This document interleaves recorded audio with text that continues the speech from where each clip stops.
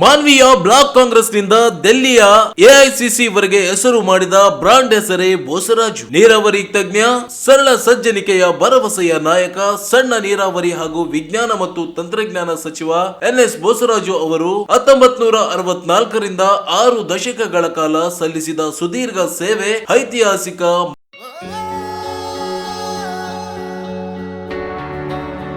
ಸಣ್ಣ ನೀರಾವರಿ, ವಿಜ್ಞಾನ ಮತ್ತು ತಂತ್ರಜ್ಞಾನ ಸಚಿವ ಶ್ರೀ ಎನ್ಎಸ್ ಬೋಸರಾಜು ಅವರ 79ನೇ ಜನ್ಮದಿನದ ಅಂಗವಾಗಿ ಚೈತನ್ಯ ಸಾಗರ ಅಭಿನಂದನಾ ಗ್ರಂಥ ಲೋಕಾರ್ಪಣೆ ಸಮಾರಂಭ. ನಮಸ್ಕಾರ, ನೀವು ನೋಡ್ತಾ ಇದ್ದೀರಾ ಮೆಗಾ ನ್ಯೂಸ್. ಮೊದಲಿಗೆ ಹೆಡ್ಲೈನ್. ಸಣ್ಣ ನೀರಾವರಿ ಸಚಿವ ಎನ್ಎಸ್ ಬೋಸರಾಜ್ ಹುಟ್ಟುಹಬ್ಬದ ಅಂಗವಾಗಿ ಚೈತನ್ಯ ಸಾಗರ ಅಭಿನಂದನಾ ಗ್ರಂಥ ಲೋಕಾರ್ಪಣೆ. ಕಾಂಗ್ರೆಸ್ಗೆ ಸಂಕಷ್ಟ ಬಂದಾಗಲೆಲ್ಲ ಶಕ್ತಿಯಾಗಿ ಎನ್ಎಸ್ ಬೋಸರಾಜ್ ಕಾರ್ಯ. ಎಚ್.ಕೆ. ಪಾಟೀಲ್ ಬಣ್ಣನೆ. ತೆಲಂಗಾಣ, ಕರ್ನಾಟಕದಲ್ಲಿ ಕಾಂಗ್ರೆಸ್ ಅಧಿಕಾರಕ್ಕೆ ಬರಲು ಎನ್ಎಸ್ ಬೋಸರಾಜ್ ಪ್ರೇರಣೆ. ಮಲ್ಲು ಭಟ್ಟಿ ವಿಕ್ಮಾರ್ಕ್. ಗಣಿಗಾರಿಕೆ ಕುರಿತು ರಾಜಕೀಯ ಕಾರಣಕ್ಕೆ ಪತ್ರ ಬರೆದಿಲ್ಲ, ಕ್ರಮಕ್ಕೆ ಮುಖ್ಯಮಂತ್ರಿಗೆ ಪತ್ರ. ಎಚ್.ಕೆ. ಪಾಟೀಲ್. ವಿಶ್ವ ಯೋಗ ದಿನಾಚರಣೆ ಜಿಲ್ಲಾ ಪಂಚಾಯತ್ ಸಿಐಒ ರಾಹುಲ್ ತುಕಾರಾಂ ಪಾಂಡ್ವೆ ಚಾಲನೆ. ನಿತ್ಯವೂ ಯೋಗ ರೂಢಿಸಿಕೊಳ್ಳಲು ಸಲಹೆ. ಜೂನ್ 24ರಂದು ಮುಸ್ಲಿಂ ಒಕ್ಕೂಟದಿಂದ ವಕ್ಫ್ ಕಾಯ್ದೆ ಕುರಿತು ಜಾಗೃತಿ ಕಾರ್ಯಕ್ರಮ. ಒವೈಸಿ ಸೇರಿ ಹಲವರು ಭಾಗಿ. ಶಬ್ಬೀರ್ ಅಹಮದ್ ಹೌದಡಿ. ಕಾಂಗ್ರೆಸ್ ಪಕ್ಷಕ್ಕೆ ಸಂಕಷ್ಟ ಬಂದಾಗಲೆಲ್ಲ ಸಂಘಟನಾತ್ಮಕ ಶಕ್ತಿಯಾಗಿ ಎನ್ಎಸ್ ಬೋಸರಾಜ್ ನೆನಪಾಗುತ್ತಾರೆ. ಸುದೀರ್ಘ ರಾಜಕೀಯ ಜೀವನದಲ್ಲಿ ಎಲ್ಲ ನಾಯಕರು ಸಮನ್ವಯದೊಂದಿಗೆ ಕೆಲಸ ಮಾಡಿ ಕಾರ್ಯನಿರ್ವಹಿಸಿದ ನಾಯಕ ಎನ್ಎಸ್ ಬೋಸರಾಜ್ ಎಂದು ಕಾನೂನು ಸಚಿವ ಎಚ್.ಕೆ. ಪಾಟೀಲ್ ಹೇಳಿದರು. ಅವರಿಂದು ಸಣ್ಣ ನೀರಾವರಿ ಸಚಿವ ಎನ್ಎಸ್ ಬೋಸರಾಜ್ ಅವರು 79ನೇ ಜನ್ಮದ ಅಂಗವಾಗಿ ಆಯೋಜಿಸಲಾಗಿದ್ದ ಅಭಿನಂದನಾ ಹಾಗೂ ಅಭಿನಂದನಾ ಗ್ರಂಥ ಚೈತನ್ಯ ಸಾಗರ ಅಭಿನಂದನಾ ಗ್ರಂಥ ಬಿಡುಗಡೆಗೊಳಿಸಿ ಮಾತನಾಡಿದರು. ನನ್ನ ತಂದೆಯರೊಂದಿಗೆ ಆತ್ಮೀಯ ಸಂಬಂಧ ಹೊಂದಿದ್ದ ಪಕ್ಷದ ಹಿರಿಯ ನಾಯಕರುಗಳಾದ ದೇವರಾಜ್ ಅರಸು, ವೀರಪ್ಪ ಮೊಯ್ಲಿ, ಬಂಗಾರಪ್ಪ, ಎನ್ ಧರ್ಮಸಿಂಗ್, ಮಲ್ಲಿಕಾರ್ಜುನ್ ಖರ್ಗೆ ಸೇರಿದಂತೆ ಎಲ್ಲರೊಂದಿಗೂ ಒಡನಾಟ ಹೊಂದಿದೆ. ಅವರು ಕಾಂಗ್ರೆಸ್ ಪಕ್ಷದ ಜಿಲ್ಲಾ ಸೇರಿ ತೆಲಂಗಾಣದಲ್ಲಿ ಅಧಿಕಾರ ಬರಲು ಕಾರಣೀಭೂತರೆಂದರು. 1972ರಿಂದ 73 ಸಾಲಿನಿಂದಲೂ ರಾಜಕೀಯದಲ್ಲಿ ಸಕ್ರಿಯವಾಗಿ ಕಾರ್ಯನಿರ್ವಹಿಸಿದವರು ಬೋಸರಾಜ್ ಎಂದರು. ಎಲ್ಲಾ ನಾಯಕರೊಂದಿಗೆ ವಿಶ್ವಾಸ, ಪ್ರೀತಿಯಿಂದ ಬೆರೆತು ಕೆಲಸ ಮಾಡುವ ನಾಯಕತ್ವದ ಗುಣಗಳು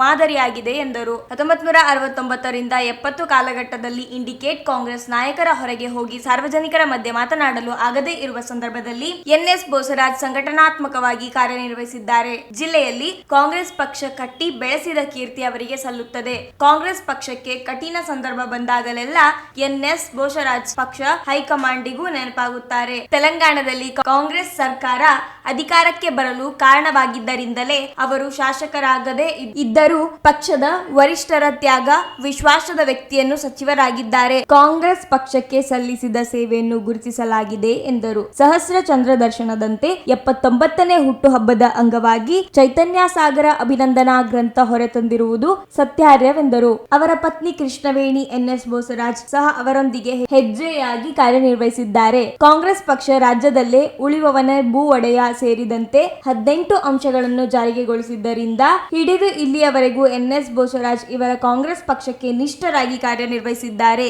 ಜಿಲ್ಲೆಯ ನೀರಾವರಿ ಯೋಜನೆಗಳು, ಅಭಿವೃದ್ಧಿ ಕಾರ್ಯಕ್ರಮಗಳಲ್ಲಿ ಸಚಿವರುಗಳನ್ನು ಬೆನ್ನಹತ್ತಿ ಕಾರ್ಯನಿರ್ವಹಿಸುವುದು ಸಹ ಮಾದರಿಯಾಗಿದೆ. ನೀರಾವರಿ ಸಚಿವನಾಗಿದ್ದ ಟಿಎಂಸಿ ಕ್ಯೂಸೆಕ್ ನೀರಿನ ಅಳತೆ ಮಾಹಿತಿ ನನಗೆ ಇರದೇ ಇದ್ದಾಗ ಎನ್ಎಸ್ ಬೋಸರಾಜ್ ಮಾರ್ಗದರ್ಶನ ಮಾಡಿದ ಗುರುವಾಗಿದ್ದಾರೆ. ಹಿರಿಯರನ್ನು, ಇತಿಹಾಸವನ್ನು ಯುವಕರಿಗೆ ತಿಳಿಸುವ ಕೆಲಸವಾಗಿರುವುದು ಅಭಿನಂದನಾರ್ಹವೆಂದರು.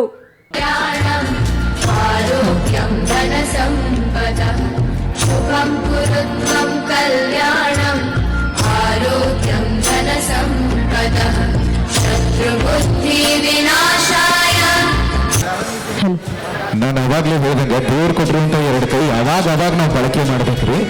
ಉದ್ಘಾಟನೆ ಕಾರ್ಯಕ್ರಮ ಪ್ರತಿಯೊಂದು ದೀಪವನ್ನ ಬೆಳಗಿಸಬೇಕಾದ್ರೆ ಅಷ್ಟೇ ಜೋರಾದಂಥ ಚಪ್ಪಾಳೆ ತಮ್ಮೆಲ್ಲರ ಕಡೆಯಿಂದ ಬರಲಿ ಅಂತ ಕೇಳ್ಕೊತಾ ಇದ್ದೀನಿ. ಪ್ರೀತಿಪೂರ್ವಕವಾದಂಥ ಚಪ್ಪಾಳೆಗಳ ಮುಖಾಂತರ ಈ ಒಂದು ಕಾರ್ಯಕ್ರಮದ ಉದ್ಘಾಟನೆಯನ್ನ ನೆರವೇರಿಸಿಕೊಡ್ತಾ ಇದ್ದಾರೆ ಗಣ್ಯಮಾನ್ಯರು. ತಾವೆಲ್ಲರೂ ಕೂಡ ಭಾಗಿಯಾಗಬೇಕು.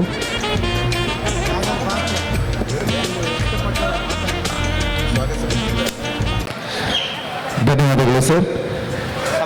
ಎಲ್ಲರೂ ಕೂಡ ಒಂದು ಗ್ರೂಪ್ ಪಿಕ್ಚರ್ಗೆ ಒಂದು ವ್ಯಕ್ತಿತ್ವವಾಗಿ ಶಕ್ತಿಯಾಗಿ ಸಮಾಜಕ್ಕೆ ಮಾದರಿಯಾಗಿ ನಿಲ್ತಾರೆ ಅಂದ್ರೆ ಅದಕ್ಕೆ 79ನೇ ಜನ್ಮದಿನೋತ್ಸವದ ಅಂಗವಾಗಿ ಅವರು ನಡೆದು ಬಂದಂತ ಹಾದಿಯನ್ನ ನಮ್ಮ ಕಣ್ಣಿಗೆ ಕಟ್ಟುವ ರೀತಿಯಲ್ಲಿ, ಮನಸ್ಸಿಗೆ ಮುಟ್ಟುವ ರೀತಿಯಲ್ಲಿ ತಮ್ಮೆದುರುಗಡೆ ಲೋಕಾರ್ಪಣೆಗೊಳಿಸ್ತಾ ಇದ್ದಾರೆ.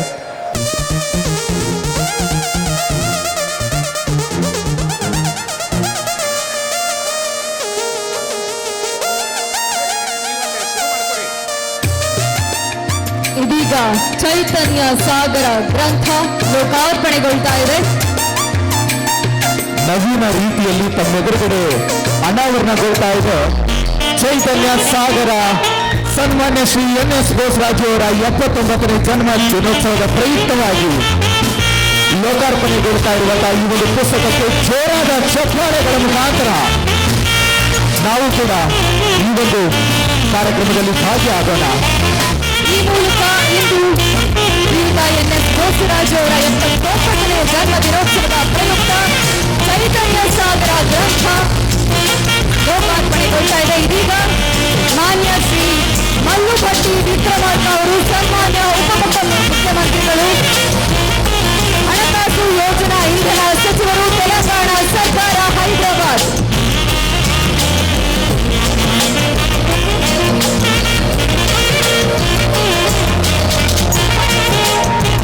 ಪುಸ್ತಕಗಳ ಕೈಪಿಡಿಯನ್ನ ಬಿಡುಗಡೆ ಮಾಡ್ತಾ ಇದ್ದಾರೆ ತೆಲಂಗಾಣ ಸರ್ಕಾರದ ಸನ್ಮಾನ್ಯ ಉಪಮುಖ್ಯಮಂತ್ರಿಗಳು ಶ್ರೀಯುತ ಮಲ್ಲು ಭಟ್ಟಿ ವಿಕ್ರಮಾರ್ಕ ಅವರು. ಇದೀಗ ಚೈತನ್ಯ ಸಾಗರ ಗ್ರಂಥದ ಕೈಪಿಡಿಯನ್ನ ಶ್ರೀಯುತ ಶ್ರೀ ಮಲ್ಲು ದೀಪವನ್ನ ಬೆಳಗಿಸಬೇಕಾದ್ರೆ ಅಷ್ಟೇ ಜೋರಾದಂತ ಚಪ್ಪಾಳೆ ತಮ್ಮೆಲ್ಲರ ಕಡೆಯಿಂದ ಬರಲಿ ಅಂತ ಕೇಳ್ಕೊತಾ ಇದ್ದೀನಿ. ಪ್ರೀತಿಪೂರ್ವಕವಾದಂತಹ ಚಪ್ಪಾಳೆಗಳ ಮುಖಾಂತರ ಈ ಒಂದು ಕಾರ್ಯಕ್ರಮದ ಉದ್ಘಾಟನೆಯನ್ನ ನೆರವೇರಿಸಿಕೊಡ್ತಾ ಇದ್ದೀನಿ.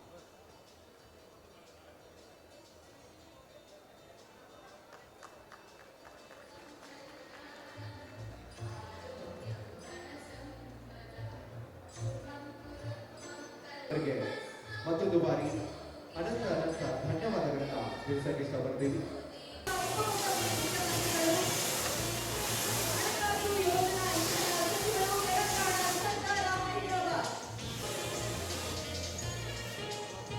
ಪುಸ್ತಕಗಳ ಕೈಪಿಡಿಯನ್ನ ಬಿಡುಗಡೆ ಮಾಡ್ತಾ ಇದ್ದಾರೆ ತೆಲಂಗಾಣ ಸರ್ಕಾರದ ಸನ್ಮಾನ್ಯ ವಿಕ್ರಮಾರ್ಕ ಅವರು.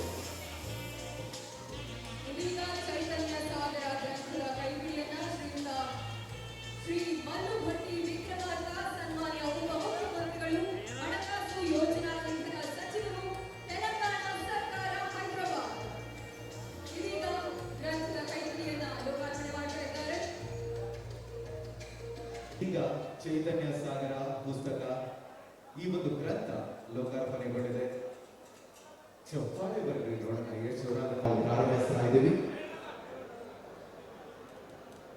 ಯಾವುದೇ ಒಂದು ಕಾರ್ಯಕ್ರಮವನ್ನ ಪ್ರಾರಂಭ ಮಾಡಬೇಕಾದ್ರೆ ಅದೇ ರೀತಿ ಪ್ರಾರ್ಥನಾ ಗೀತೆಯ ಮುಂಚಿತವಾಗಿ ಕಾರ್ಯಕ್ರಮದ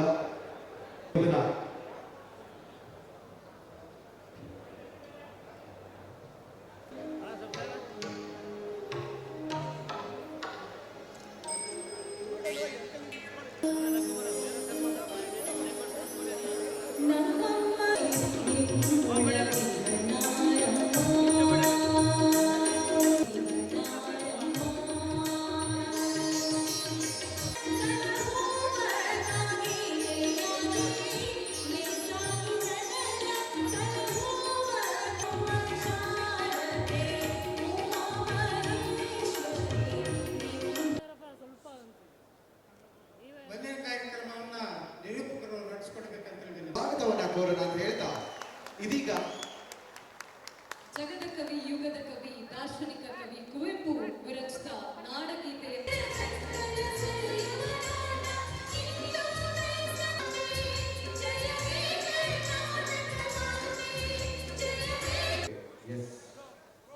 ಮುಖಾಂತರ ತಾವೆಲ್ಲರೂ ಕೂಡ ಪಿಕ್ಚರ್ಗೆ ತಾವೆಲ್ಲರೂ ಕೂಡ ಭಾಗಿಯಾಗಬೇಕು.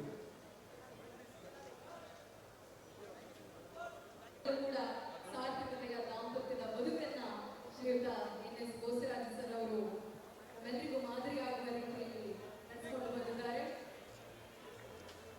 ಅವರ ಯಶಸ್ಸಿನ ಹಿಂದೆ ಅವರ ಶ್ರೀಮತಿಯವರ ಒಂದು ಸಾರ್ಥಕತೆಯನ್ನ ಬಹಳ ಅತ್ಯದ್ಭುತವಾದಂತ ರೀತಿಯಲ್ಲಿ ನಾವೆಲ್ಲರೂ ಕೂಡ ಕಲ್ತುಕೊಳ್ಳೋಣ. ತಮ್ಮೆಲ್ಲರ ಒಂದು ಸುಳ್ಳು ಹೇಳಿದೆ, ಹೊರಗಡೆ ಇರುವಂತವ್ರನ್ನು ಕೂಡ ಆದಷ್ಟು ಬೇಗ ಒಳಗಡೆ ಬಂದು ಕುತ್ಕೊಳ್ಳೋದ್ರ ಮುಖಾಂತರ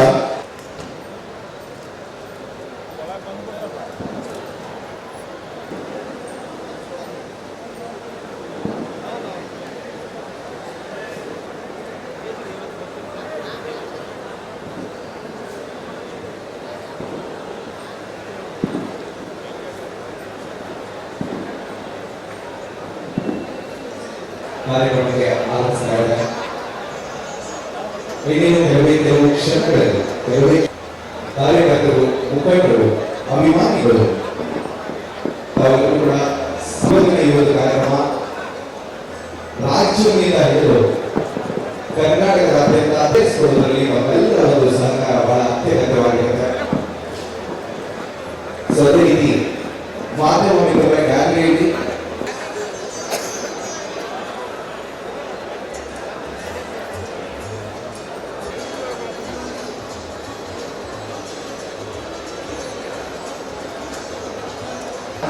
ಅವರನ್ನು ಕೂಡ ಆಗಮಿಸಿ ಒಳಗಡೆ ಬಂದು ಆಸೀನರಾಗಬೇಕು.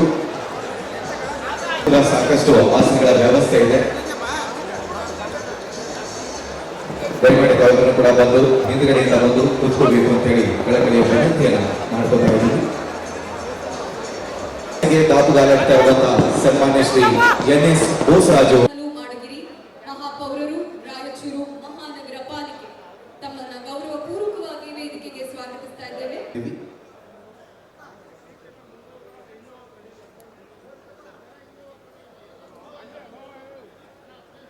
ಎಲ್ಲರೂ ಕೂಡ ಸ್ಟೇಜ್ ಮುಂದೆ ಬಂದು ನಿಂತು ಗದ್ದಲ ಮಾಡೋದಕ್ಕಿಂತ ಆರಾಮಾಗಿ ತಾವೆಲ್ಲರೂ ಕೂಡ ಹಿಂದುಗಡೆಯನ್ನು ಕೂಡ ಸಾಕಷ್ಟು ಆಸನಗಳ ವ್ಯವಸ್ಥೆ ಇದೆ. ಅದನ್ನ ಇನ್ನೇನು ಕೆಲವು ಕ್ಷಣಗಳಲ್ಲಿ ಇವತ್ತಿನ ಈ ಒಂದು ಕಾರ್ಯಕ್ರಮವನ್ನು ನಾವು ಪ್ರಾರಂಭ ಸರಳತೆಯಿಂದ ಎಲ್ಲಿ ಕೂತಿದ್ದಾರೆ ಅಂತಂದ್ರೆ ಆಯ್ತು ತಾನೇನು ಸಾಧನೆ ಮಾಡಲೇ ಇಲ್ವೇನೋ ಅನ್ನೋಷ್ಟರ ಮಟ್ಟಿಗೆ ಸ್ಟೇಜ್ ಮುಂದಿರೋರು ಕೇಳಿದ್ವಿ, ಈಗ ಸ್ಟೇಜ್ ಮ್ಯಾಗ್ ಇರೋರು ಕೇಳಾಕತ್ತೀವಿ. ಉಳಿದಂತ ಮುಖಂಡರು ದಯಮಾಡಿ ಎಲ್ಲರೂ ಕೂಡ ಸ್ವಲ್ಪ ಸ್ಟೇಜ್ ಮೇಲಿರುವಂತ ಎಲ್ಲ ಮುಖಂಡರು UT ಖಾದರ್ ಅವರು, ಸನ್ಮಾನ್ಯ ಸಭಾಧ್ಯಕ್ಷರು, ಕರ್ನಾಟಕ ವಿಧಾನಸಭೆ ಬೆಂಗಳೂರು.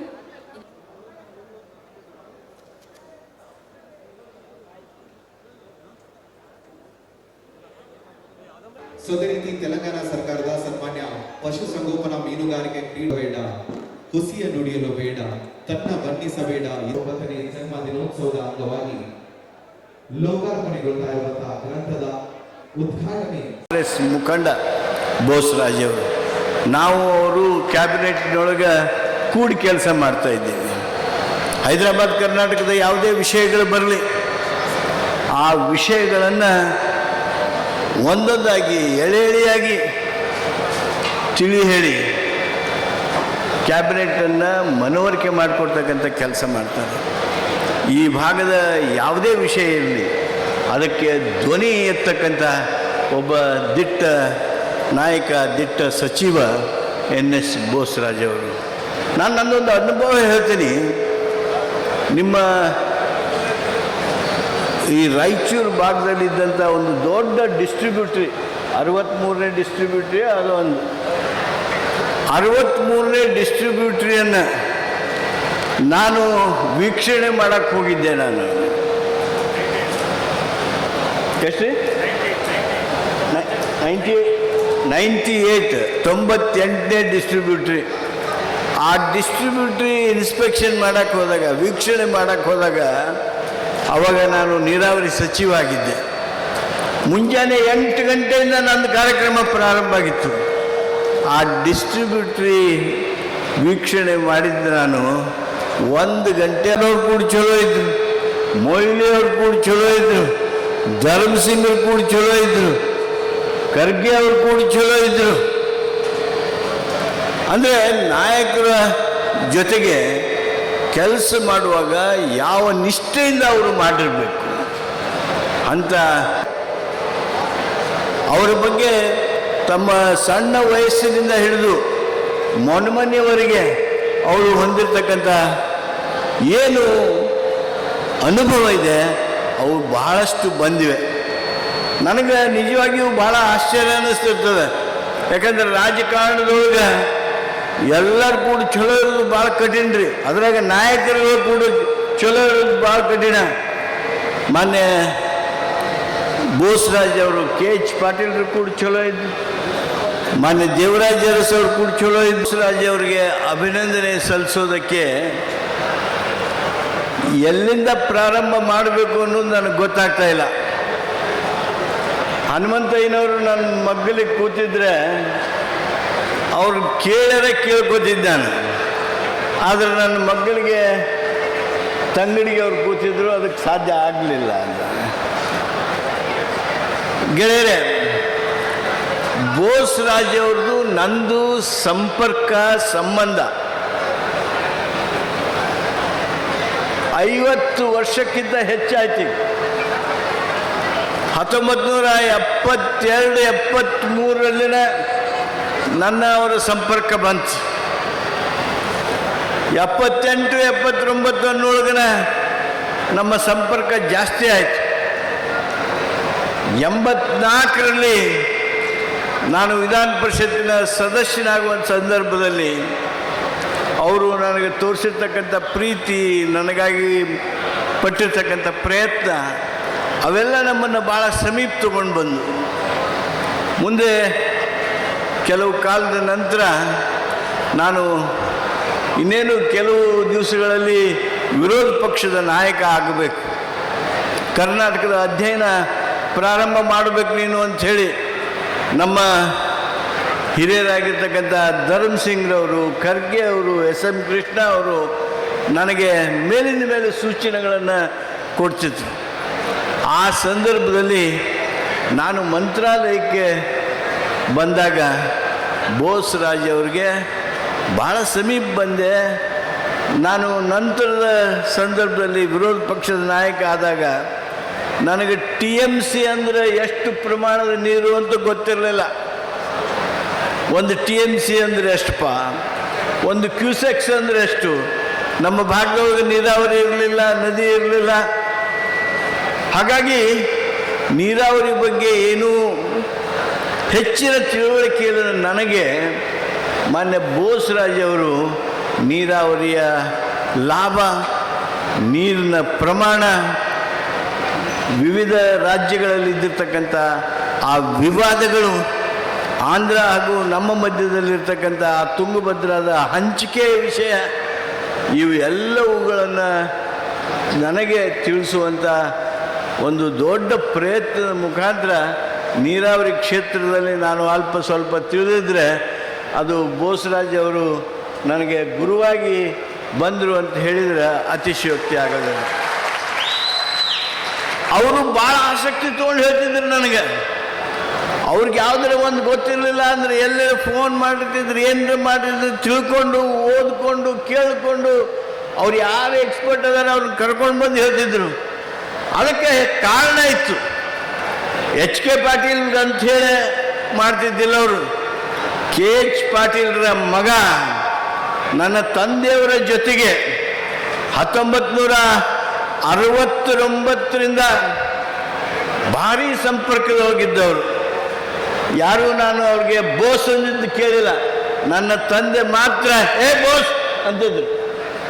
BV ದೇಸಾಯಿರ ಮನೆಯೊಳಗೆ ನಮ್ಮ ಕಾಂಗ್ರೆಸ್ಸಿನ ಪಟ್ಟಿನ 1971-72 ಹನುಮಂತಯ್ಯನವರ, ತಂಗಡಿಗೆಯವರ, ನಾವು ಕಾಂಗ್ರೆಸ್ನವರು MP ಗಳನ್ನು ಯಾರ್ಯಾರು ಮಾಡಬೇಕು ಅಂತೇಳಿ ಪಟ್ಟಿ ಮಾಡಿದಾಗ KH ಪಾಟೀಲ್ರು ಹೇಳ್ತಿದ್ರು, ಬೋಸ್ ರಾಜ್ ಅವರು ಗಣಪತಿ ಹಂಗೆ ಬರ್ಕೋತಿದ್ರು ಅನ್ನೋದನ್ನು ಇವತ್ತು ನಾನು ಹೇಳೋದಕ್ಕೆ ಭಾಳ ಸಂತೋಷ.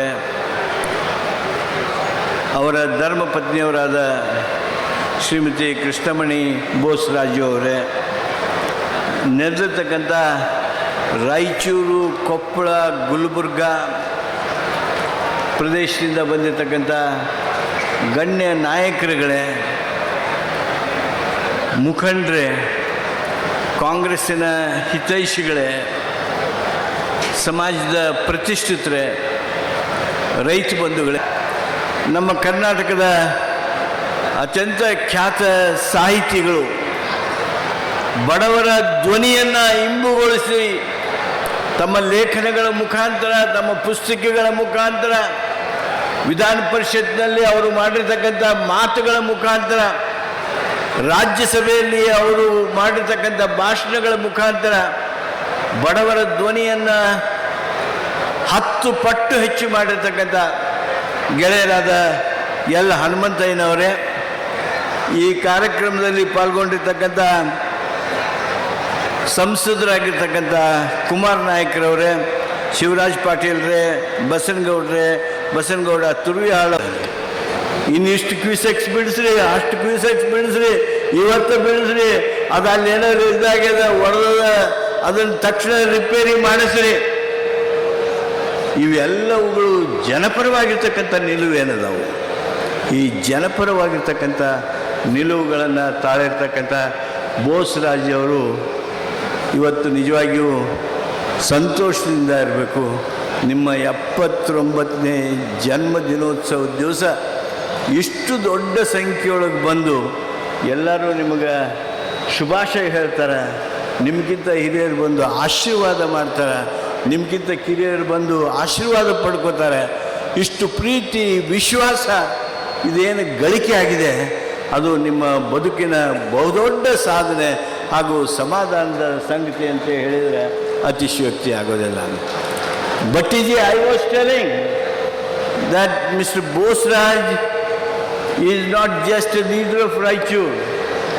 Whether a challenge has come to Congress party in any of the districts or any of the states, Mr. Bosraj is remembered by either our AICC President Sonia Gandhi ji, Rahul Gandhi ji or Mallikarjun Kharge ji. This is one which is a pride thing for us. And I tell you, his efforts, his participation, his leadership has proved that he can organize a party even when it is at scratch. That he has shown by organizing Indicate Congress in this part of our state, and the success of Telangana during his secretaryship has also shown the same result, for which everyone who have associated with him are proud of his achievement in politics. ಜನರ ಧ್ವನಿಯಾಗಿ, ಜನರ ಪರವಾಗಿ, ಬಡವರ ಪರವಾಗಿ, ನಮ್ಮ ಭಾಗದ ಪರವಾಗಿ ಈ ಪ್ರಮಾಣದ ಹೋರಾಟ ಮಾಡಿರ್ತಕ್ಕಂಥ ಮಾನ್ಯ ಬೋಸರಾಜ್ ಅವರು, ನನಗೆ ಗೊತ್ತಿಲ್ಲ, ಯಾಕಂದರೆ ಅವರು ನನ್ನ ಜೊತೆಗೆ ನಡ್ಕೊಳ್ಳೋ ರೀತಿ ನೋಡಿದರೆ ನಾನು ಅವ್ರಿಗೆ ಏನು ಅನ್ನಬೇಕು ಅಂತ ಆಶ್ಚರ್ಯ ಅನಿಸ್ತಿರ್ತದೆ ನನಗೆ. ನನ್ನ ತಂದೆಯವರ ಜೊತೆಗೆ ಅವರು ಅತ್ಯಂತ ಆತ್ಮೀಯವಾಗಿ ನಡ್ಕೊಂಡಿದ್ರು, ಭಾಳ ಸಮೀಪ ಇದ್ದರು ಅವರು. ಭಾಳ ಜನ ಈ ಎಂಥ ಸಂದರ್ಭದಲ್ಲಿ ಕೂಡ ಅವರು ಕಾಂಗ್ರೆಸ್ ಪಕ್ಷವನ್ನು ಬಿಟ್ಟು ಬೇರೆಯವರಿಗೆ ಬೆಂಬಲವನ್ನ ಕೊಡಲಿಲ್ಲ. ಆಗ ಗೆಲುವು ಸಿಗೋದಿಲ್ಲ. ಆಗ ರಾಮಕೃಷ್ಣ ಹೆಗಡೆ ಅವರ ಪ್ರಭಾವ ಕರ್ನಾಟಕದಲ್ಲಿ ಸಂಬಂಧಿಯೊಬ್ಬರು ಚುನಾವಣೆಗೆ ನಿಂತರೆ ಅವರು ತಮ್ಮ ಸಂಬಂಧಿಗೆ ಬೆಂಬಲ ಕೊಡಲಿಲ್ಲ, ಕಾಂಗ್ರೆಸ್ ಪಕ್ಷದ ಅಭ್ಯರ್ಥಿಗೆ ಬೆಂಬಲವನ್ನ ಕೊಡುವ ಕೆಲಸವನ್ನ ಮಾಡ್ತಾರೆ ಬೋಸರಾಜು. ಅದನ್ನ ನೋಡಿದ್ರೆ ನೀರಾವರಿ ಯೋಜನೆಗಳನ್ನ ರಾಯಚೂರಿನಲ್ಲಿ ಜಾರಿಗೊಳಿಸಬೇಕು ಅಂತೇಳಿ ಪ್ರಯತ್ನ ಮಾಡಿದವರಲ್ಲಿ ಬೋಸರಾಜ್ ಅವರು ಅಗ್ರಗಣ್ಯ ಸ್ಥಾನದಲ್ಲಿ ನಿಲ್ತಾರೆ ಅನ್ನೋದು ಬಹಳ ಮಹತ್ವದ ಪ್ರಶ್ನೆ. ರಾಜಕೀಯವಾಗಿ ಅವರು ಬ್ಲಾಕ್ ಕಾಂಗ್ರೆಸ್ಸಿನ ಪ್ರಧಾನ ಕಾರ್ಯದರ್ಶಿ ಆಗಿದ್ರು, ಬ್ಲಾಕ್ ಕಾಂಗ್ರೆಸ್ಸಿನ ಅಧ್ಯಕ್ಷರಾಗಿದ್ರು, ಜಿಲ್ಲಾ ಕಾಂಗ್ರೆಸ್ಸಿನ ಪ್ರಧಾನ ಕಾರ್ಯದರ್ಶಿ ಆಗಿದ್ರು, ಜಿಲ್ಲಾ ಕಾಂಗ್ರೆಸ್ಸಿನ ಅಧ್ಯಕ್ಷರಾಗಿದ್ರು. ಎಲ್ಲ ಕಾಲದಲ್ಲಿ ಪಕ್ಷವನ್ನ ಕಟ್ಟುವ ಕೆಲಸದಲ್ಲಿ ಅವರು ಬಹಳ ಮಹತ್ವದ ಹೆಜ್ಜೆಗಳನ್ನ ಇಟ್ಟ ಪ್ರಭಾವ ಆರಂಭದಿಂದಲೇ ಅವರಿಗೆ ಇತ್ತು ಅನ್ನೋದು ಈ ಘಟನೆ ನಮಗೆ ಸೂಚಿಸ್ತದೆ.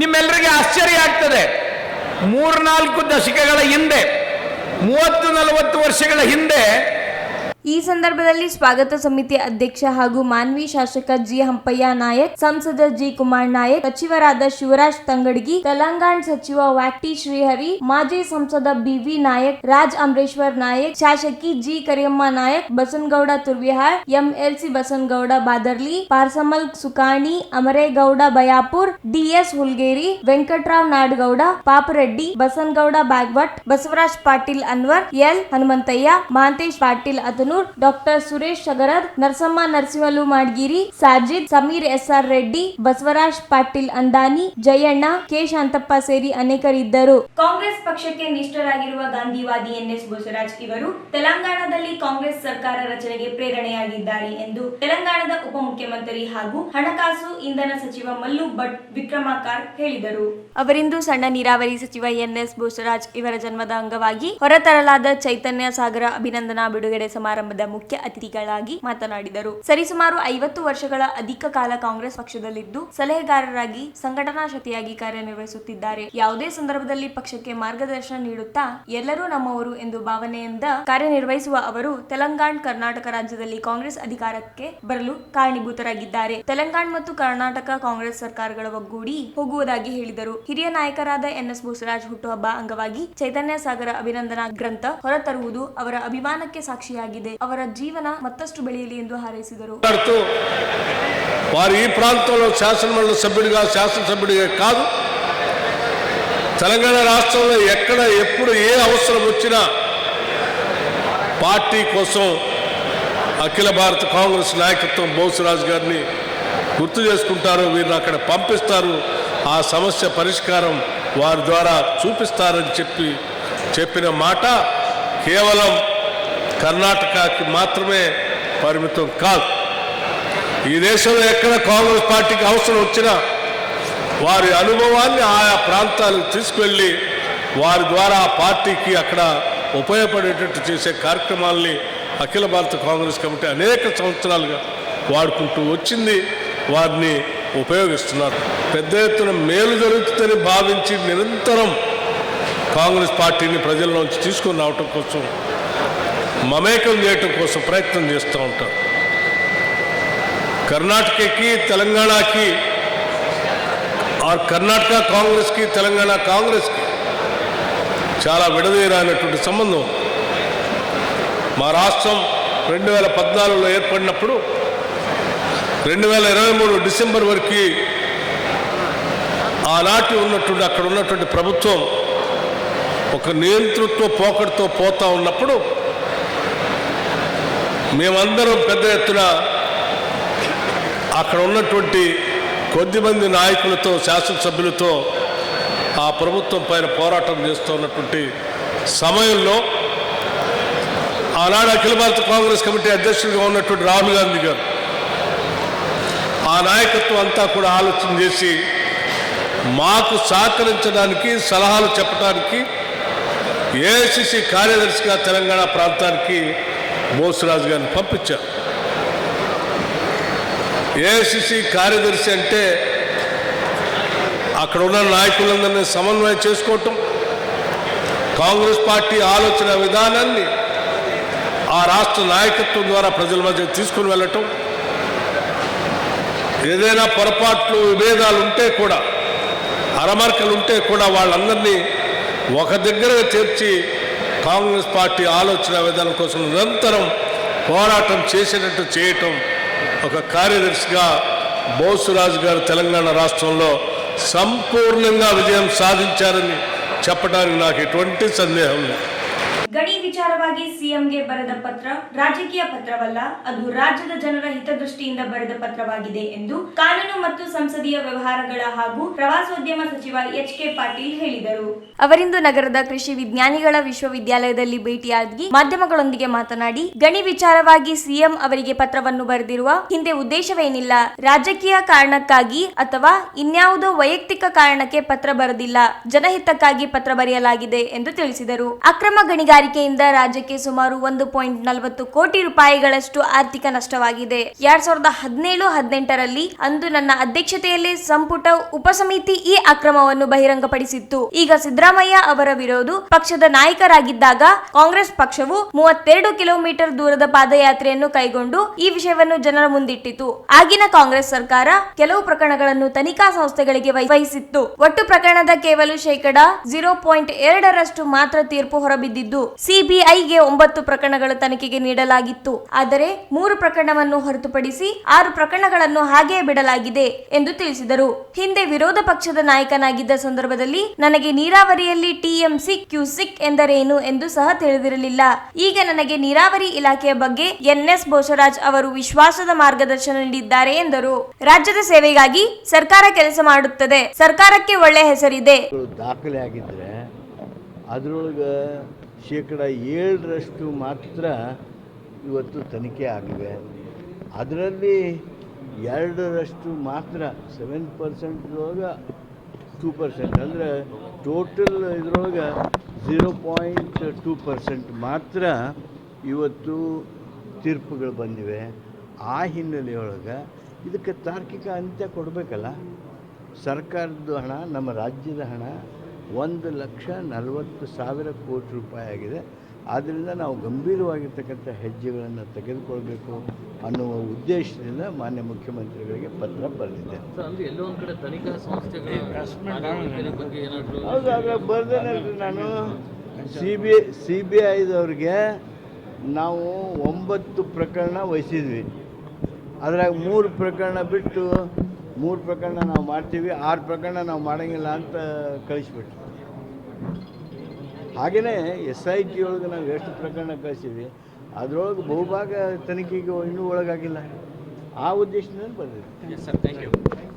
ನಿಮ್ಮದೇ ಸರ್ಕಾರ ಇದೆ ಅಲ್ಲರಿ, ನಾನು ಅದಕ್ಕೆ ನೋಡ್ರಿ, ಪೂರ್ಣ ನೀವು ತಿಳ್ಕೊಂಡು ನೀವು ಹೇಳಿದ್ರೆ ಅಡ್ಡಿಲ್ಲ.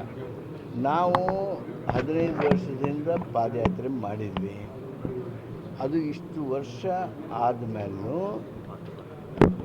ನಾವು ಮತ್ತು 2013ರಿಂದ 18ರೊಳಗೆ ಕ್ಯಾಬಿನೆಟ್ ಸಬ್ ಕಮಿಟಿ ಮಾಡಿದರು ಮಾನ್ಯ ಸಿದ್ದರಾಮಯ್ಯನವರು.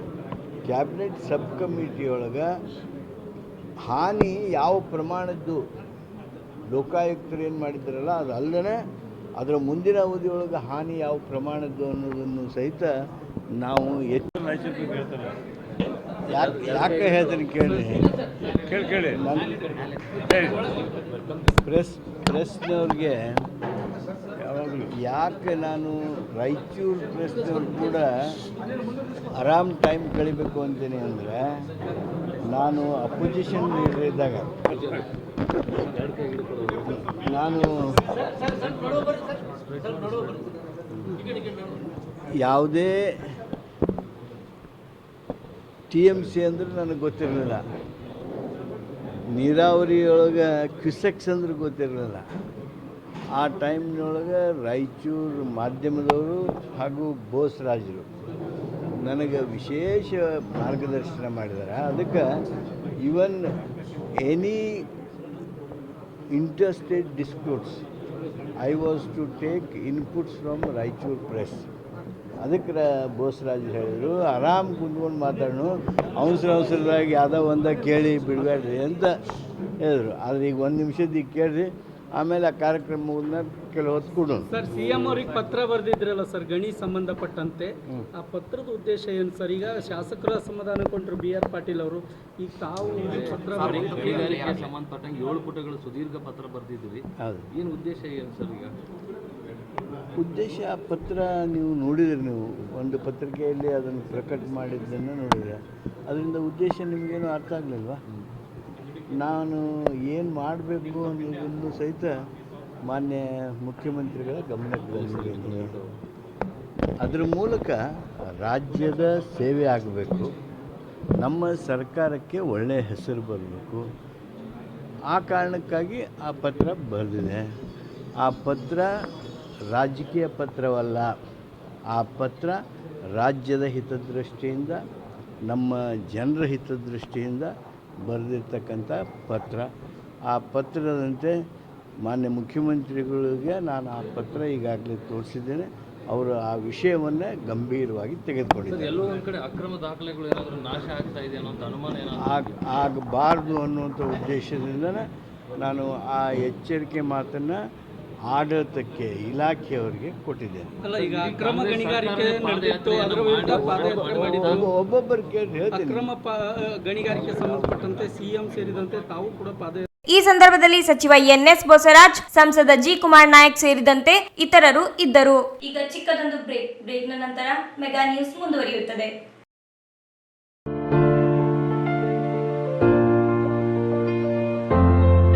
ಮಾನ್ವಿಯ ಬ್ಲಾಕ್ ಕಾಂಗ್ರೆಸ್ನಿಂದ ದೆಲ್ಲಿಯ ಎಐಸಿಸಿ ವರೆಗೆ ಹೆಸರು ಮಾಡಿದ ಬ್ರಾಂಡ್ ಹೆಸರೇ ಬೋಸರಾಜು. ನೀರಾವರಿ ತಜ್ಞ, ಸರಳ ಸಜ್ಜನಿಕೆಯ ಭರವಸೆಯ ನಾಯಕ, ಸಣ್ಣ ನೀರಾವರಿ ಹಾಗೂ ವಿಜ್ಞಾನ ಮತ್ತು ತಂತ್ರಜ್ಞಾನ ಸಚಿವ ಎನ್ಎಸ್ ಬೋಸರಾಜು ಅವರು 1964ರಿಂದ 6 ದಶಕಗಳ ಕಾಲ ಸಲ್ಲಿಸಿದ ಸುದೀರ್ಘ ಸೇವೆ ಐತಿಹಾಸಿಕ ಮೈಲುಗಲ್ಲಾಗಿದೆ. ಕೆಕೆಆರ್ಡಿಬಿ ಅಧ್ಯಕ್ಷರಾಗಿ, ಮುಖ್ಯಮಂತ್ರಿಗಳ ಕಾರ್ಯದರ್ಶಿಯಾಗಿ, 2 ಬಾರಿ ಶಾಸಕರಾಗಿ, 3 ಬಾರಿ ವಿಧಾನ ಪರಿಷತ್ ಸದಸ್ಯರಾಗಿ, ಪ್ರಸ್ತುತ ಸಣ್ಣ ನೀರಾವರಿ ಹಾಗೂ ವಿಜ್ಞಾನ ಮತ್ತು ತಂತ್ರಜ್ಞಾನ ಇಲಾಖೆಯ ಸಚಿವರಾಗಿ, ಪರಿಷತ್ನ ಸಭಾನಾಯಕರಾಗಿ ಸಲ್ಲಿಸುತ್ತಿರುವ ಇವರ ಸೇವೆ ಅಜರಾಮರವಾಗಿದೆ. ಇವರ ಐತಿಹಾಸಿಕ ಜರ್ನಿ ಇಂದಿನ ಯುವ ಪೀಳಿಗೆಗೆ ಸ್ಫೂರ್ತಿದಾಯಕವಾಗಿದೆ. ಶ್ರೀ ಎನ್ಎಸ್ ಬೋಸರಾಜು ಅವರ 79ನೇ ಜನ್ಮ ದಿನೋತ್ಸವದ ಅಂಗವಾಗಿ ಅಭಿನಂದನೆ ಹಾಗೂ ಚೈತನ್ಯ ಸಾಗರ ಗ್ರಂಥ ಲೋಕಾರ್ಪಣೆ ಸಮಾರಂಭ ದಿನಾಂಕ 21/6/2025 ಬೆಳಗ್ಗೆ 10:30ಕ್ಕೆ. ಸ್ಥಳ ಕೃಷಿ ವಿಜ್ಞಾನಗಳ ವಿಶ್ವವಿದ್ಯಾಲಯ, ಲಿಂಗಸುಗೂರು ರಸ್ತೆ, ರಾಯಚೂರು. ಸರ್ವರಿಗೂ ಆದರದ ಸ್ವಾಗತ.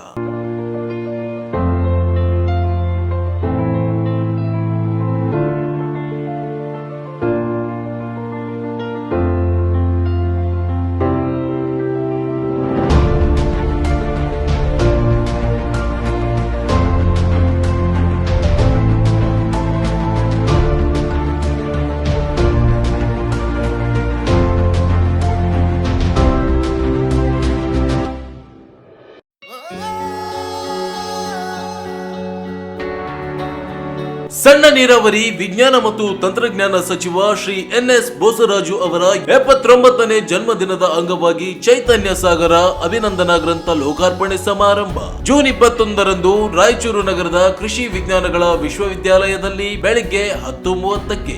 ಕಾರ್ಯಕ್ರಮಕ್ಕೆ ಸರ್ವರಿಗೂ ಆದರದ ಸ್ವಾಗತ ಕೋರುವವರು ಎಸ್ ಮಲ್ಲೇಶ್ ಕೊಲ್ಮಿ, ರಾಂಪುರ್, ಆಡಳಿತ ಮಂಡಳಿ ಸದಸ್ಯರು, ಕೃಷಿ ವಿಜ್ಞಾನಗಳ ವಿಶ್ವವಿದ್ಯಾಲಯ, ರಾಯಚೂರು.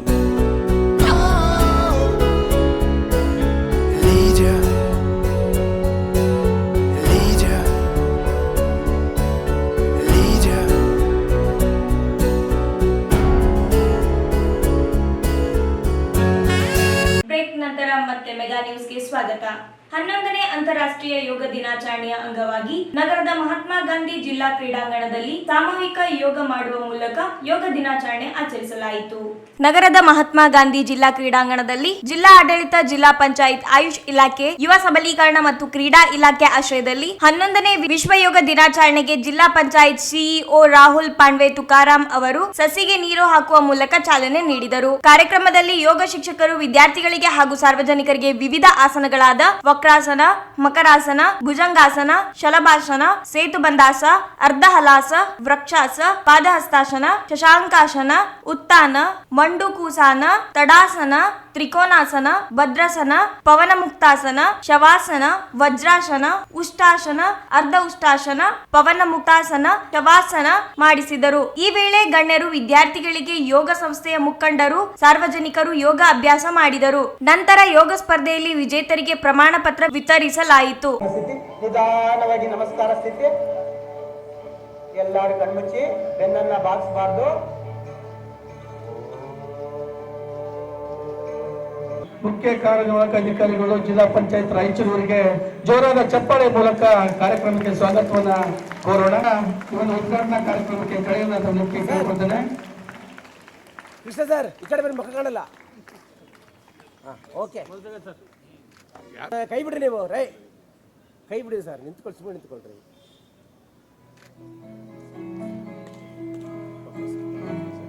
ಕರ್ನಾಟಕ ರಾಜ್ಯಾದ್ಯಂತ ಎಡ ಪಾದವನ್ನ ಮಡಚಿ ಬಲ ತೊಡೆಯ ಮೇಲೆ ನೇರವಾಗಿ ಕೂತ್ಕೊಳ್ತೀರಿ. ಬೆನ್ನು ನೇರವಾಗಿರಲಿ. ಎರಡೂ ಕೈಗಳನ್ನ ನೇರವಾಗಿ ಮಾಡಿ ನಿಧಾನವಾಗಿ ಪರ್ವತಾಸನ ಸ್ಥಿತಿಗೆ ಬರ್ತೀರಿ.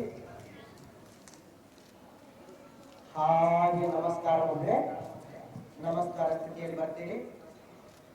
ಪ್ರತಿಯೊಬ್ಬರು ನಮಸ್ಕಾರ ಸ್ಥಿತಿಯಲ್ಲಿ ಇರಬೇಕು. 3 ಸಾರಿ ಓಂಕಾರ ಮತ್ತು ಯೋಗ ದಿನಾಚರಣೆಯ ಪ್ರಾರ್ಥನೆ ಪ್ರತಿಯೊಬ್ಬರು. ಸಂಘ ಚದ್ವಂ ಸಂವದದ್ವಂ. ನಿಮ್ಮ ಪಕ್ಕಕ್ಕೆ ಇಟ್ಕೊಳ್ತೀರಿ. ನಿಮ್ಮ ಕತ್ತನ್ನ ನೇರವಾಗಿ ಇಟ್ಕೊಳ್ಳಿ. ನಿಮ್ಮ ಕತ್ತನ್ನ ಹಾಗೆ ಮುಂದಕ್ಕೆ, ಹಾಗೆ ಮುಂದಕ್ಕೆ, ಹಾಗೆ ಮುಂದಕ್ಕೆ, ಹಾಗೆ ಮುಂದಕ್ಕೆ. ಇದರ ಕೀಲುಗಳನ್ನ ಸಡಿಲಗೊಳಿಸುವಂತ ಸೂಕ್ಷ್ಮ ವ್ಯಾಯಾಮ. Anti clockwise opposite side. ಹಾಗೆ ಎರಡೂ ಅಂಗೈಗಳು ಒಂದಕ್ಕೊಂದು ಮುಖ ಮಾಡಿರಬೇಕು. ಉಸಿರನ್ನ ತೆಗೆದುಕೊಳ್ಳುತ್ತಾ ನಿಧಾನವಾಗಿ ಹಾಗೆ ಎಡಗಡೆ ತೆಗೆದುಕೊಳ್ಳಿ. ಸೊಂಟ ಮಾತ್ರ ತಿನ್ನಿಸಬೇಕು, ಕಾಲು ತಿನ್ನಿಸಬಾರ್ದು. ನಿಧಾನವಾಗಿ ವಾಪಸ್, ಹಾಗೆ ವಾಪಸ್ ಹಾಕಿ ಶರೀರವನ್ನ ಪುಟ್ಟ ಹಾಗೆ ಪರಿವರ್ತನೆ ಮಾಡಬೇಕು. ಆಸನದ ಅಂತಿಮ ಸ್ಥಿತಿಯಲ್ಲಿ ಕೆಲವು ಸೆಕೆಂಡ್ಗಳ ಕಾಲ ಹಾಗೆ ಇರ್ತೀವಿ. ಉತ್ತರಾಸನವನ್ನು ಅಷ್ಟೇ. ಇದುವರೆಗೆ ನಾವು ಶೀತಲೀಕರಣ ವ್ಯಾಯಾಮ, ಸಿಂಪ್ಲಿಫೈಡ್ ಎಕ್ಸರ್ಸೈಸ್, ಸರಳ ದೇಹಾಭ್ಯಾಸಗಳನ್ನು ಅಭ್ಯಾಸ ಮಾಡಿದ್ವಿ. ಈಗ ಮುಂದಿನ ಇವುಗಳನ್ನೆತ್ತಿರಿ. ದೃಷ್ಟಿ ನೇರವಾಗಿರಲಿ, ಸಹಜ ಉಸಿರಾಟ ಇರಲಿ. ವೃಕ್ಷ ಅಭ್ಯಾಸ ಮಾಡೋದ್ರಿಂದ ಒಂದೇ ಕಾಲಿನ ಮೇಲೆ ನಿಲ್ಲುವ. ವಾಪಸ್ ಹಾಗೆ ವಾಪಸ್ ಬರ್ತೀವಿ, ಹಾಗೆ ವಾಪಸ್ ಬರ್ತೀವಿ. ರಿಲ್ಯಾಕ್ಸ್ ಮಾಡ್ತೀವಿ. ನಿಮ್ಮ ಶರೀರಕ್ಕೆ ಮತ್ತು ಭೂಮಿಗೆ ಸಮಾನಾಂತರವಾಗಿರಲಿ.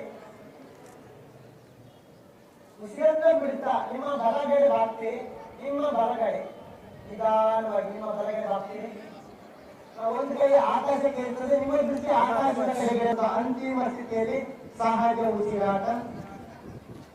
ಬ್ರೀತ್ ಇನ್, ಬ್ರೀತ್ ಔಟ್, ಬ್ರೀತ್ ಇನ್. ನಿಧಾನವಾಗಿ ವಾಪಸ್, ಹಾಗೆ ವಾಪಸ್ ಬರ್ತೀರಿ. ರಿಲ್ಯಾಕ್ಸ್. ಕಾಲನ್ನ ಹಾಗೆ ಮಾಡಿಸ್ತೀರಿ. ನಿಧಾನವಾಗಿ ಕೂತ್ಕೊಳ್ತೀರಿ. ಕುಳಿತು ಮಾಡುವ ಯೋಗಾಸನಗಳನ್ನೇ ಆಸನ, ಭದ್ರಾಸನ. ನಿಶಬ್ದವಾಗಿರ್ಬೇಕು. ಮುಂದಿನ ಆಸನ ವಜ್ರಾಸನ. ವಜ್ರ ಅಂದ್ರೆ ಗಟ್ಟಿಯಾದ ಕುಷ್ಠದ ಹತ್ತಿರ ನೇರವಾಗಿ ವಜ್ರಾಸನದಲ್ಲಿ ಕೂತ್ಕೊಳ್ತೀರಿ. ಬೆನ್ನು ನೇರವಾಗಿ, ಕೈಗಳನ್ನು ನಿಮ್ಮ ಸೊಂಟ ಕಸ್ತೀರಿ. ಉಸಿರನ್ನ ತೆಗೆದುಕೊಳ್ಳುತ್ತಾ ನಿಧಾನವಾಗಿ ಹಿಂದಕ್ಕೆ ಬಾಗ್ತೀರಿ. ನಿಧಾನವಾಗಿ ಹಿಂದಕ್ಕೆ ಬಾಗ್ತೀರಿ. ಆಸನದ ಅಂತಿಮ ಸ್ಥಿತಿಯಲ್ಲಿ ಸಹಜ ಉಸಿರಾಟ.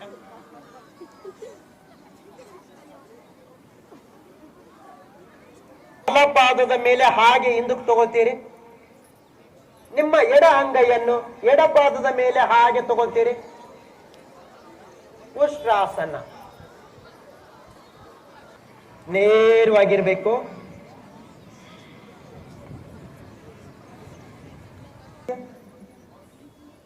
ಉಸಿರು ಬಿಡುತ್ತಾ ನಿಧಾನವಾಗಿ ಮುಂದಕ್ಕೆ ಬಾಗ್ತೀರಿ. ಹಾಗೆ ನಿಮ್ಮ ಕೈಯನ್ನ ನೆಲಕ್ಕೆ ತಾಗಿಸಿ, ಹಣೆಯನ್ನ ನೆಲಕ್ಕೆ ತಾಗಿಸಿ. ವಾಪಸ್, ಹಾಗೆ ವಾಪಸ್ ಬರ್ತೀರಿ. ಹಾಗೆ ವಾಪಸ್ ಬರ್ತೀರಿ. Slowly relax, relax, relax. ನಿಮ್ಮ ಎಡ ಭುಜಕ್ಕೆ ಇಟ್ಕೊಳ್ತೀರಿ. ನಿಮ್ಮ ಎಡಗೈಯನ್ನು ನೇರವಾಗಿ ಚಾಚಿ. ಆಸನದ ಅಂತಿಮ ಸ್ಥಿತಿಯಲ್ಲಿ ಸಹಜ ಉಸಿರಾಟ. ಬ್ರೀತ್ ಇನ್. ನಾವು ಹಲವಾರು ಕಾರ್ಯಕ್ರಮಗಳನ್ನು ಜಿಲ್ಲಾಡಳಿತ ಪರವಾಗಿ ಹಮ್ಮಿಕೊಂಡಿದ್ದೀವಿ. ಮೊದಲನೇದಾಗಿ ಮಕ್ಕಳಿಗೆ ಯೋಗ ಕಾಂಪಿಟೇಷನ್, ಆಮೇಲೆ ಯೋಗಾಸನ ಮಾಡಿದ್ದೀವಿ. ಅದೇ ರೀತಿ ಇವತ್ತು ಅತ್ಯಂತ ಅದ್ಭುತವಾಗಿ ನಮಗೆ ಯೋಗ ಹೇಳಿಕೊಟ್ರು. ಇದೊಂದು ಯೋಗ ದಿನಾಚರಣೆ ಯಾವಾಗ ಸಾರ್ಥಕ ಆಗ್ತದಂದ್ರೆ ನಾವು ಇವತ್ತೇನು ಕಲ್ತೇವಲ್ಲ ಯೋಗ ಪ್ರೋಟೋಕಾಲ್, ಇದನ್ನ ಪ್ರತಿದಿನ ನಿಮ್ಮ ಸ್ಕೂಲಲ್ಲಾಗಲಿ ಅಥವಾ ಮನೆಯಲ್ಲಾಗಲಿ ಪ್ರಾಕ್ಟೀಸ್ ಮಾಡಿದ್ರೆ ಮಾತ್ರ ಸಾರ್ಥಕ ಆಗ್ತದೆ ಅಂತ ಹೇಳಿ ನನ್ನ ಮಾತು ಮುಗಿಸ್ತೇನೆ. ನಮಸ್ಕಾರ. ನಾವು ಹಲವಾರು ಕಾರ್ಯಕ್ರಮಗಳನ್ನು ಜಿಲ್ಲಾಡಳಿತ ಪರವಾಗಿ ಹಮ್ಮಿಕೊಂಡಿದ್ದೀವಿ. ಮೊದಲನೇದಾಗಿ ಮಕ್ಕಳಿಗೆ ಯೋಗ ಕಾಂಪಿಟೇಷನ್, ಆಮೇಲೆ ಯೋಗಾಸನ ಮಾಡಿದ್ದೀವಿ. ಅದೇ ರೀತಿ ಇವತ್ತು ಅತ್ಯಂತ ಅದ್ಭುತವಾಗಿ ನಮಗೆ ಯೋಗ ಹೇಳಿಕೊಟ್ರು. ಇದೊಂದು ಯೋಗ ದಿನಾಚರಣೆ ಯಾವಾಗ ಸಾರ್ಥಕ ಆಗ್ತದಂದ್ರೆ ನಾವು ಇವತ್ತೇನು ಕಲ್ತೇವಲ್ಲ ಯೋಗ ಪ್ರೋಟೋಕಾಲ್, ಇದನ್ನ ಪ್ರತಿದಿನ ನಿಮ್ಮ ಸ್ಕೂಲ್ದಲ್ಲಾಗಲಿ ಅಥವಾ ಮನೆಯಲ್ಲಾಗಲಿ ಪ್ರಾಕ್ಟೀಸ್ ಮಾಡಿದ್ರೆ ಮಾತ್ರ ಸಾರ್ಥಕ ಆಗ್ತದೆ ಅಂತ ಹೇಳಿ ನನ್ನ ಮಾತು ಮುಗಿಸ್ತೇನೆ. ನಮಸ್ಕಾರ. ಈ ಸಂದರ್ಭದಲ್ಲಿ ಜಿಲ್ಲಾ ಆಯುಷ್ ಇಲಾಖೆಯ ಅಧಿಕಾರಿ ಡಾಕ್ಟರ್ ಶಂಕರಗೌಡ ಎಸ್ ಪಾಟೀಲ್, ಯುವ ಸಬಲೀಕರಣ ಮತ್ತು ಕ್ರೀಡಾ ಇಲಾಖೆಯ ಸಹಾಯಕ ನಿರ್ದೇಶಕ ಈರೇಶ್ ನಾಯಕ್, ಪ್ರಜಾಪತಿ ಬ್ರಹ್ಮಕುಮಾರಿ ಈಶ್ವರೀಯ ವಿಶ್ವವಿದ್ಯಾಲಯದ ಮುಖ್ಯಸ್ಥ ಸ್ಮಿತಾ ಅಕ್ಕನವರು, ಯೋಗ ಶಿಕ್ಷಕ ತಿಮ್ಮಪ್ಪ ವಡ್ಡಪಲ್ಲಿ, ಯೋಗ ನ್ಯಾಚುರೋಪತಿ ವೈದ್ಯಾಧಿಕಾರಿ ಡಾಕ್ಟರ್ ಪೂಜಾ ಭಾಗವಹಿಸಿದರು. ವಕ್ಫ್ ತಿದ್ದುಪಡಿ ಕಾಯ್ದೆ ಬಗ್ಗೆ ಬೃಹತ್ ಅರಿವು ಮೂಡಿಸುವ ಕಾರ್ಯಕ್ರಮವನ್ನು ಮುಸ್ಲಿಂ ಪರ್ಸನಲ್ ಲಾ ಬೋರ್ಡ್ ವತಿಯಿಂದ ಜೂನ್ 24ರಂದು ಸಂಜೆ 7:30ಕ್ಕೆ ನಗರದ ಜಿಲ್ಲಾ ಮಹಾತ್ಮ ಗಾಂಧಿ ಕ್ರೀಡಾಂಗಣದಲ್ಲಿ ಹಮ್ಮಿಕೊಂಡಿದೆ ಎಂದು ರಾಯಚೂರು ಮುಸ್ಲಿಂ ಒಕ್ಕೂಟದ ಮುಖಂಡ ಶಬ್ಬೀರ್ ಅಹಮದ್ ಹೌದಡಿ ಹೇಳಿದರು. ಅವರಿಂದು ಮಾಧ್ಯಮಗೋಷ್ಠಿಯನ್ನುದ್ದೇಶಿಸಿ ಮಾತನಾಡಿ, ವಕ್ಫ್ ತಿದ್ದುಪಡಿ ಕಾಯ್ದೆ ಮುಸ್ಲಿಂ ಜನಾಂಗಕ್ಕೆ ಕರಾಳ ಕಾಯ್ದೆಯಾಗಿದ್ದು ಸಮುದಾಯದ ಧಾರ್ಮಿಕ ಹಕ್ಕನ್ನು ಕುಸಿದುಕೊಳ್ಳುತ್ತಿದೆ. ಇದೊಂದು ಪಕ್ಷಪಾತ ಸ್ವರೂಪದ ಕಾಯ್ದೆಯಾಗಿದೆ ಎಂದರು. ವಕ್ಫ್ ಮಂಡಳಿಗಳಲ್ಲಿ ಮುಸ್ಲಿಮೇತರ ಸದಸ್ಯರು ಮತ್ತು ಸರ್ಕಾರದಿಂದ ನೇಮಿಸಲ್ಪಟ್ಟ ಅಧಿಕಾರಿಗಳನ್ನು ನೇಮಿಸುವ ಮೂಲಕ ಧಾರ್ಮಿಕ ತಾರತಮ್ಯ ಮಾಡುತ್ತಿದೆ. ದೇಶದ ಎಲ್ಲಾ ಪ್ರಜ್ಞಾವಂತ ನಾಗರಿಕರು, ಬುದ್ಧಿಜೀವಿಗಳು ಇದನ್ನು ವಿರೋಧಿಸಬೇಕೆಂದು ತಿಳಿಸಿದರು. ಜಾತ್ಯತೀತ ಪ್ರಜಾಸತ್ತಾತ್ಮಕ ಧರ್ಮ ನಿರಪೇಕ್ಷವಾಗಿರುವ ದೇಶದಲ್ಲಿ ಒಂದು ಸಮುದಾಯವನ್ನು ಗುರಿಯಾಗಿಸಿಕೊಂಡು ಕಾಯ್ದೆ ರೂಪಿಸುವಂತಿದೆ. ಇದು ದೇಶದ ನಾಗರಿಕರಲ್ಲಿ ತಾರತಮ್ಯ ಮತ್ತು ವಿವಿಧತೆಯಲ್ಲಿ ಏಕತೆ ಇರುವ ದೇಶದ ಸಂವಿಧಾನದ ವಿರುದ್ಧ ಎಂದು ದೂರಿದರು. ಈ ಹಿನ್ನೆಲೆಯಲ್ಲಿ ಮುಸ್ಲಿಂ ಸಮುದಾಯಕ್ಕೆ ಮಾತ್ರವಿಲ್ಲದೆ ಎಲ್ಲಾ ಸಮುದಾಯಗಳು ವಿರೋಧಿಸಬೇಕಾಗಿದೆ. ಒಂದು ಸಮುದಾಯಕ್ಕೆ ಮಾಡಿದ ಅನ್ಯಾಯ ಮಾಡಿದ್ದು ಮುಂದಿನ ದಿನಗಳಲ್ಲಿ ಬೇರೆ ಬೇರೆ ಸಮುದಾಯಕ್ಕೂ ಅನ್ಯಾಯವಾಗುತ್ತದೆ. ಎಲ್ಲಾ ಸಮುದಾಯದ ಜನರು ಭಾಗವಹಿಸಲು ಕರೆ ನೀಡಲಾಗಿದೆ ಎಂದರು. ಈ ಕಾರ್ಯಕ್ರಮಕ್ಕೆ all India Muslim personal law board ಅಧ್ಯಕ್ಷ ಮೌಲನ್ ಖಾಲಿದ್ ಸೈಫುಲ್ಲಾ ರಹಿಮಾನ್, ವಕ್ಫ್ ಬೋರ್ಡ್ ಅಧ್ಯಕ್ಷ ಸೈಯದ್ ಅಲಿ ಆಲ್ ಹುಸೈನ್, ಹೈದರಾಬಾದ್ ಸಂಸದ ಅವೈಸ್ ಬ್ಯಾರಿಸ್ಟರ್ ಅಸಾದುದ್ದೀನ್, ಹಮೀದ್ ಮೊಹಮ್ಮದ್ ಖಾನ್, ಹೈದರಾಬಾದ್ ಸ್ವತಂತ್ರ ಪತ್ರಕರ್ತ ಹಾಗೂ ಸಾಮಾಜಿಕ ಕಾರ್ಯಕರ್ತ ಶಿವಸುಂದರ್ ಆಗಮಿಸಲಿದ್ದಾರೆ ಎಂದು ಹೇಳಿದರು.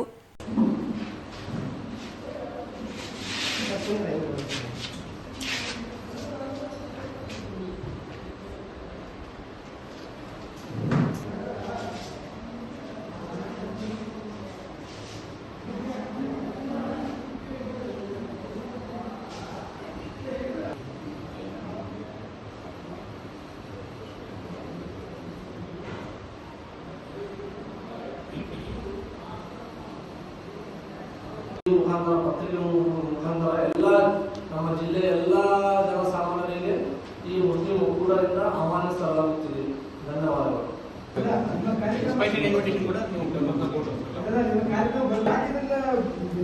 ಬೆಳಿಗ್ಗೆ ಮಾಡಬಾರ್ದು, ಮಧ್ಯಾಹ್ನ ಮಾಡಬಾರ್ದು, ಅದೇ ಕರೆಕ್ಟ್. ನೆಕ್ಸ್ಟ್ ಟೈಮ್ ನೀವು ಹಿಡಿದು ಅದು ಗಮನಕ್ಕೆ ಇಡೋಣ. ಕರೆಕ್ಟ್, ನೀವು ಹಿಡಿದು 100% ಕರೆಕ್ಟ್. ನಿಮ್ಗೆ ಸುದ್ದಿ ಕಳಿಸೋದಕ್ಕೆ ಕೆಲಸ ಇರ್ತದ. ಅವರು ಬಂದಾಗ ಅದು ದಿನಾಂಕ 24/6/2025 ಮುಖಾಂತರ ಪತ್ರಿಕೆ ಮುಖಾಂತರ ಎಲ್ಲ ನಮ್ಮ ಜಿಲ್ಲೆಯ ಎಲ್ಲ ಜನಸಾಮಾನ್ಯರಿಗೆ ಈ ಮುಸ್ಲಿಂ ಒಕ್ಕೂಟದಿಂದ ಆಹ್ವಾನಿಸಲಾಗುತ್ತಿದೆ. ಧನ್ಯವಾದಗಳು.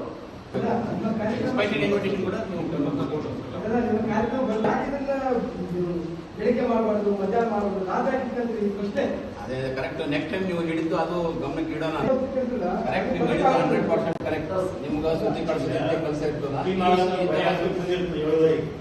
ಅವರು ಬಂದಾಗ ಅದು ದಿನಾಂಕ 24/6/2025 ಈ ಸಂದರ್ಭದಲ್ಲಿ ಅಸೀಂ ಅಖ್ತರ್, ಕಾಜಾ ಅಸ್ಲಾಂ, ಮರ್ಷಿದ್ ಜಾನ್, ಮೊಹಮ್ಮದ್ ವಚನ್ ವಾಲಿ, ಮೊಹಮ್ಮದ್ ಹಜಾಫ್ ನಿಜಾಮುದ್ದೀನ್, ಮೌಲನ್ ಅಬ್ದುಲ್ ಲತೀಫ್, ಮೊಹಮ್ಮದ್ ಎಜಾಜ್ ಅಲಿ, ಶಹಬಾಜ್ ಖಾನ್ ಸೇರಿದಂತೆ ಅನೇಕರು ಇದ್ದರು. ಕೊನೆಯಲ್ಲಿ ಮತ್ತೊಮ್ಮೆ ಹೆಡ್ಲೈನ್ಸ್. ಸಣ್ಣ ನೀರಾವರಿ ಸಚಿವ ಎನ್ಎಸ್ ಬೋಸರಾಜ್ ಹುಟ್ಟುಹಬ್ಬದ ಅಂಗವಾಗಿ ಚೈತನ್ಯ ಸಾಗರ ಅಭಿನಂದನಾ ಗ್ರಂಥ ಲೋಕಾರ್ಪಣೆ. ಕಾಂಗ್ರೆಸ್ಗೆ ಸಂಕಷ್ಟ ಬಂದಾಗಲೆಲ್ಲ ಶಕ್ತಿಯಾಗಿ ಎನ್ಎಸ್ ಬೋಸರಾಜ್ ಕಾರ್ಯ. ಎಚ್ಕೆ ಪಾಟೀಲ್ ಬಣ್ಣನೆ. ತೆಲಂಗಾಣ ಕರ್ನಾಟಕದಲ್ಲಿ ಕಾಂಗ್ರೆಸ್ ಅಧಿಕಾರಕ್ಕೆ ಬರಲು ಎನ್ಎಸ್ ಬೋಸರಾಜ್ ಪ್ರೇರಣೆ. ಮಲ್ಲು ಬಟ್ಟಿ ವಿಕ್ಮಾರ್ಕ್. ಗಣಿಗಾರಿಕೆ ಕುರಿತು ರಾಜಕೀಯ ಕಾರಣಕ್ಕೆ ಪತ್ರ ಬರೆದಿಲ್ಲ, ಕ್ರಮಕ್ಕೆ ಮುಖ್ಯಮಂತ್ರಿಗೆ ಪತ್ರ. ಎಚ್ಕೆ ಪಾಟೀಲ್. ವಿಶ್ವ ಯೋಗ ದಿನಾಚರಣೆ ಜಿಲ್ಲಾ ಪಂಚಾಯತ್ ಸಿಐಒ ರಾಹುಲ್ ತುಕಾರಾಂ ಪಾಂಡ್ವೆ ಚಾಲನೆ. ನಿತ್ಯವೂ ಯೋಗ ರೂಢಿಸಿಕೊಳ್ಳಲು ಸಲಹೆ. ಜೂನ್ 24ರಂದು ಮುಸ್ಲಿಂ ಒಕ್ಕೂಟದಿಂದ ವಕ್ಫ್ ಕಾಯ್ದೆ ಕುರಿತು ಜಾಗೃತಿ ಕಾರ್ಯಕ್ರಮ. OYC ಸೇರಿ ಹಲವರು ಭಾಗಿ. ಶಬ್ಬೀರ್ ಅಹಮದ್ ಹೌದಡಿ. ಇದಿಷ್ಟು ಇವತ್ತಿನ ಸುದ್ದಿ. ಪ್ರಮುಖ ಸುದ್ದಿಗಳಿಗಾಗಿ ನೋಡ್ತಾ ಇರಿ ಮೆಗಾ ನ್ಯೂಸ್.